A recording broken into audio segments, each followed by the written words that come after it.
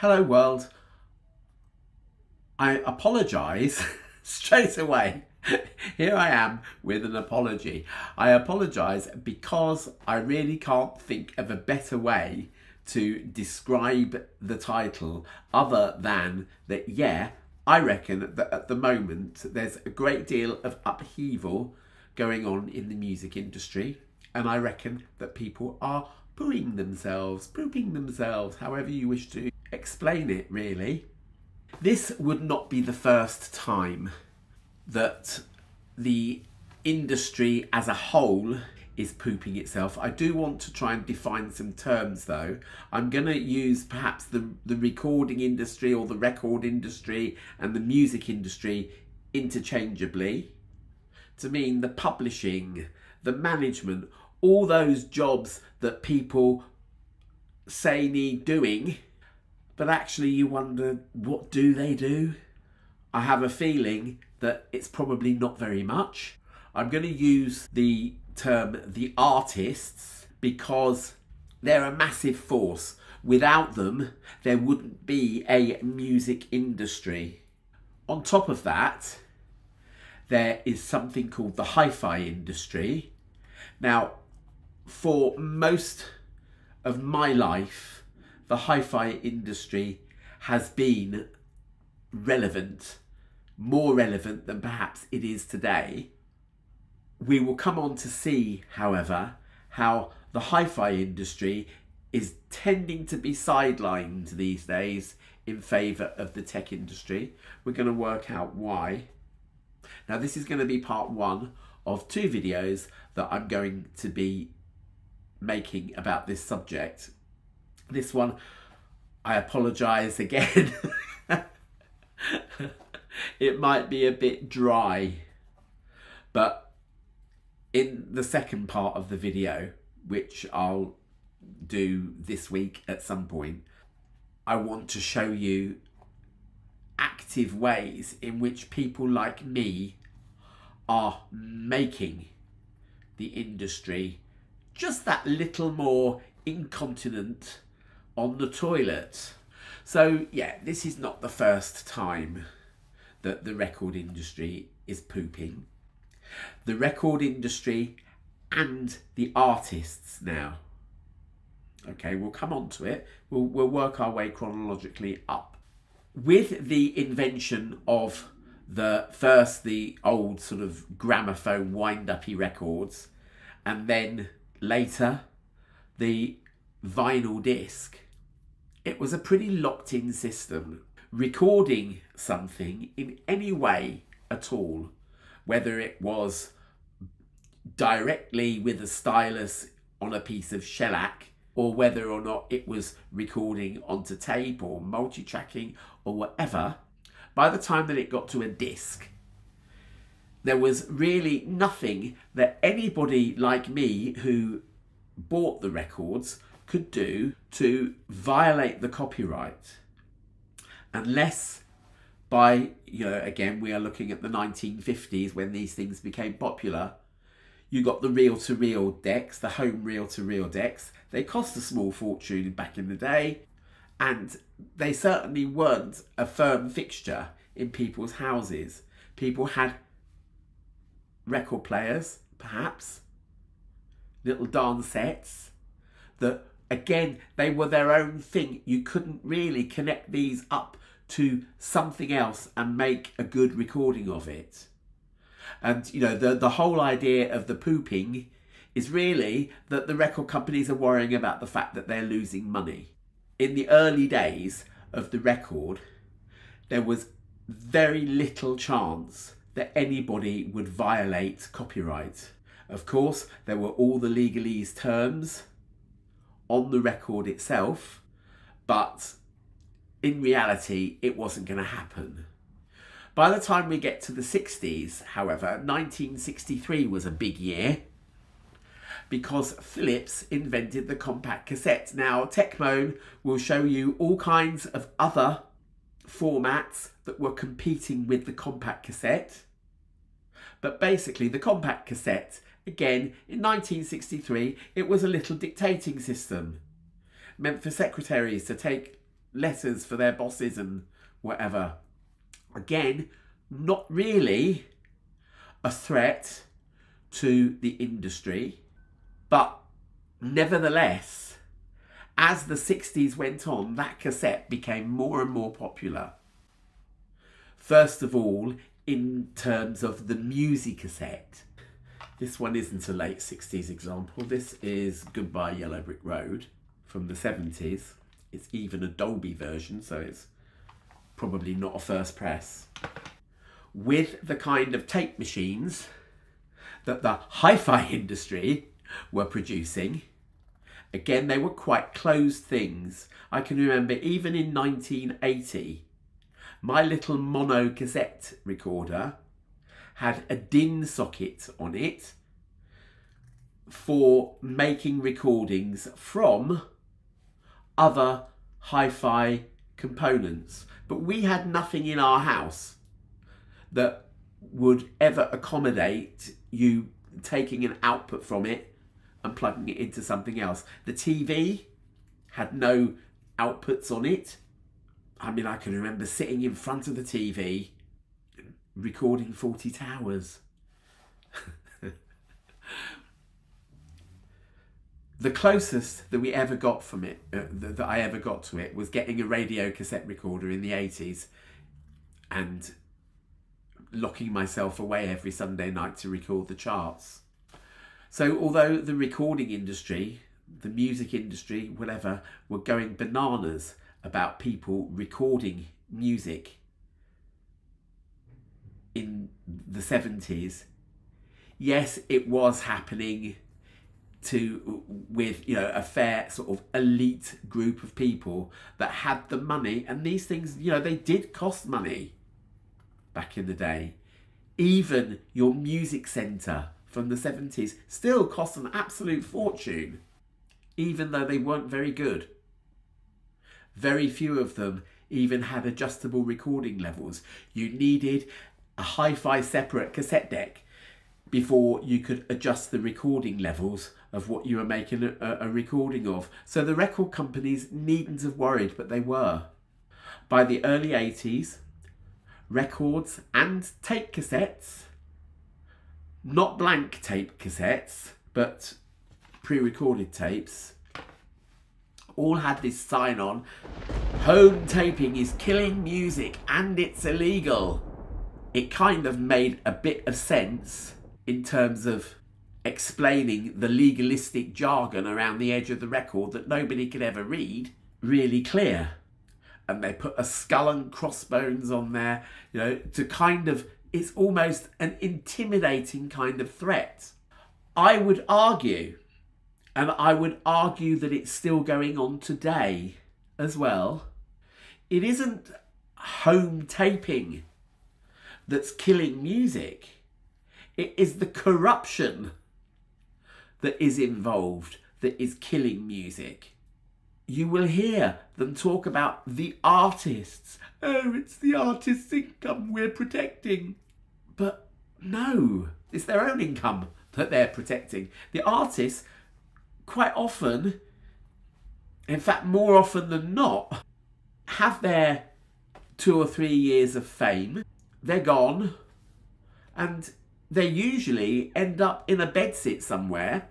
I think I've mentioned this before. Even Blondie, when she was at Glastonbury last year, she did an interview and she said that she was basically paid for her career in the 70s. She said she might as well have been a whore. A whore would have got better wages.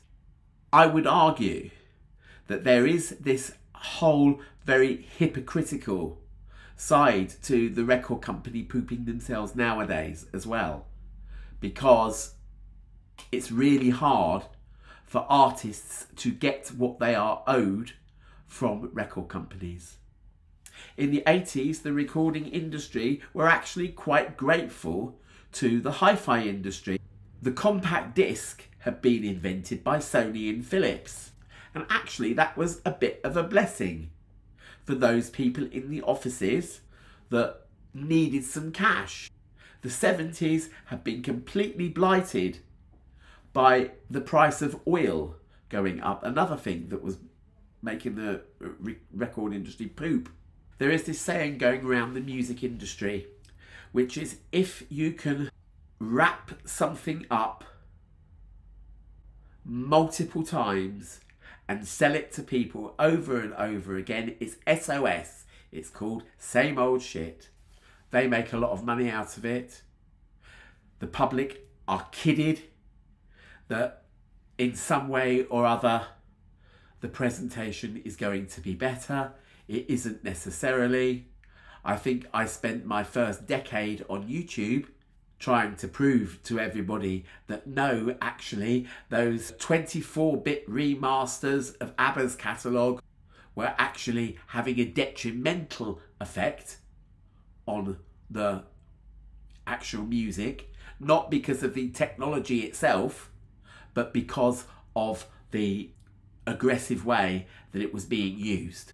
So the compact disc, in its way, did the record industry a favour, because it meant that whole back catalogues could be repackaged, reimagined for the 1980s in this thing called Perfect Sound Forever. It took several years for the CD to catch on. By 1986, I would say that yes, it was definitely becoming a thing. Certainly by 1990, when I got my first CD player, there was a problem brewing. That problem being that now that Sony and Philips had won the public over by and large, apart from by now what were considered flat earthers, people who would rather hang on to their Linn and Name record players, having convinced everybody that CDs were the way forward, apart from a few stick in the muds, Sony and the rest of the industry, really, the hi-fi industry, wanted to disrupt things even more. They were hoping that they could find a way of replacing that crusty old cassette deck. And remember that by 1990, these pre-recorded sales of cassettes were going through the roof. Of course, the music industry were worried about people copying onto these cassettes, and it was about to become worse, because first with DAT, which is digital audio tape, which didn't really work. You can watch a Techmoan video about that. It just didn't catch on in the home. It was too expensive for a start. Then with DCC, which could play your ordinary cassettes as well, so people stood a better chance with that, of that catching on. But what happened was that the record industry, the music industry, as opposed to the hi-fi industry, really went bananas. It was great that up until, I think, the late 90s, you couldn't even copy onto a CD. CDRs and CDRWs just were not a thing. So they could have their cake and eat it. They could have their Perfect Sound Forever. They could rebox and repackage to their heart's content and make a lot of money out of it. But as soon as, again, this home copying thing came up, they went nuts.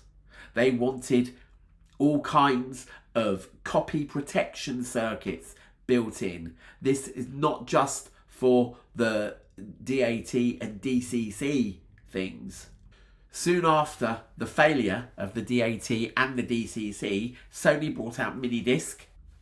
They took a precaution in that they bought up all of CBS's back catalogue to be re-released on Sony Records, so that they had something to release, and they brought out the Minidisc. Again, the Minidisc could do blank Minidiscs. You could buy now even take a digital output of a CD player and connect it to a digital input of a mini disc player and create an exact digital to digital copy, which was what was causing all the fuss with the DAT and the DCC cassette replacement things that never came to anything because the record company kicked up a huge stink. And by the time that these issues had been resolved, it was really all over. The computer itself had sort of come into, into people's homes, the personal computer. Now I can remember again the devastation that caused. Torrenting. Do you remember that? Basically illegal file sharing by people leaving. I don't know really how it works. I never did it. But people would leave a sort of security loophole in their systems so that things like LimeWire could access it from anywhere, basically, and try and you could get whatever you wanted. Again, not necessarily in pristine quality, but you could get most of what you wanted by basically people sharing it under the radar. I really didn't like it because as corrupt as the music industry is, people work for them. Artists do work for them. They might not necessarily get paid what they would due, but they would be getting paid something. They would be usefully employed. Torrenting, no. The MP3, again, there was a site called Napster, which again tried to make music shareable and free and open source, and the MP3 format is still an open source format. However, again, they found themselves the subject of lawsuits galore, and I think there was the Windows Media Store. Napster itself became a legal store. Apple Store, the iTunes Music Store, whatever it was called at the time. All of that, it took a long time for the dirty washing to get cleaned and for it to become legal. And nowadays we have the things that we've got. Let's not forget YouTube. That was another thing that caused the record industry to poo its pants. The phenomenon of rickrolling, which was essentially clickbaiting, making people think that they clicked a video to see something or other, and it turned out that it was Rick Astley singing Never Gonna Give You Up, and it was a joke. It was just a joke. Stock Aitken and Waterman threw their toys out of the pram because it was their music, and they saw it as their music being shared around thousands of times and them not getting anything for it. When Google bought up YouTube, they made avenues for musicians to be able to put their music up and be able to gain from it.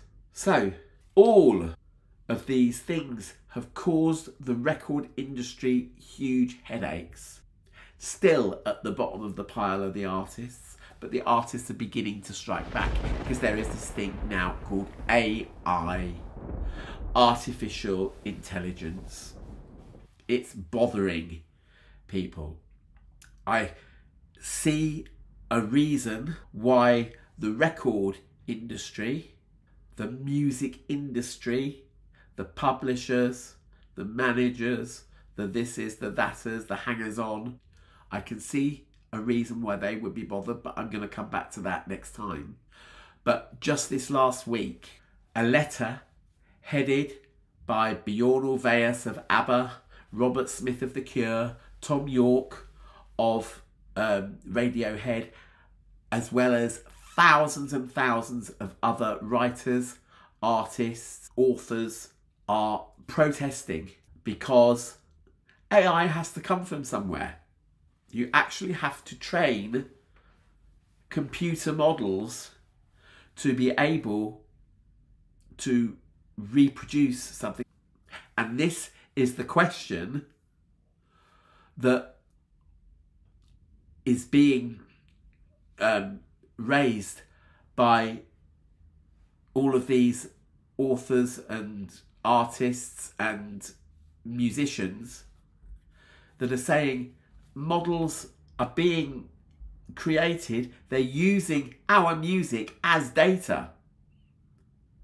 They're not asking us, they're not compensating us for it in any way. And this is now the tech giants. The hi-fi industry has been sidelined now. You need a hi-fi if you want an amplifier to play your computer through. You need speakers if you want to hear what the computer and the amplifier are doing. You don't necessarily need a record player anymore. Some people like them. They still make them, obviously. You don't need a CD player anymore.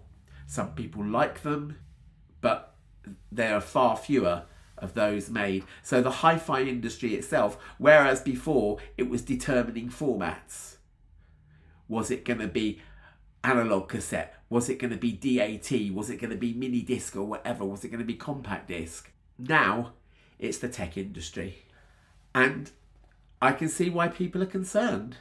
I can see why artists are concerned now, because those are the ones being swindled, as it were. One way out of it was to have some kind of opt-out clause in your contract, whereby buried within hundreds of pages of a legal contract that you would have to sign anyway if you wanted to record for a record company, buried somewhere within that would be a few sentences to say, we will use your music to inform artificial intelligence algorithms. If you do not want that, sign here or click here, as it would be. And because you know what it's like when you install software and you get that long agreement that you've got to agree to before you can even use it, you click on that because you can't be asked to read it. The end user license agreement. And so what is going to happen is that there are going to be a lot of people that are going to be signing their lives away, essentially. Not just their back catalogue, but every drum beat they play, or guitar lick, or vocal that they sing could be basically mined and used for something else. I think, you know, the whole thing about artificial intelligence is a bit scary. I do think that these issues will eventually resolve themselves in a way that parties are genuinely satisfied with, in the same way that YouTube managed to resolve the issues that they have with record companies, or the way that, for example, the Napster issue was solved. And with that, that'll do it for today. As I say, I'll be back in a few days with the second part of this video. Alright, see you soon. Remember to like, subscribe, share if you dare, and consider a thanks if you've enjoyed the video. And I'll see you next time. Bye bye.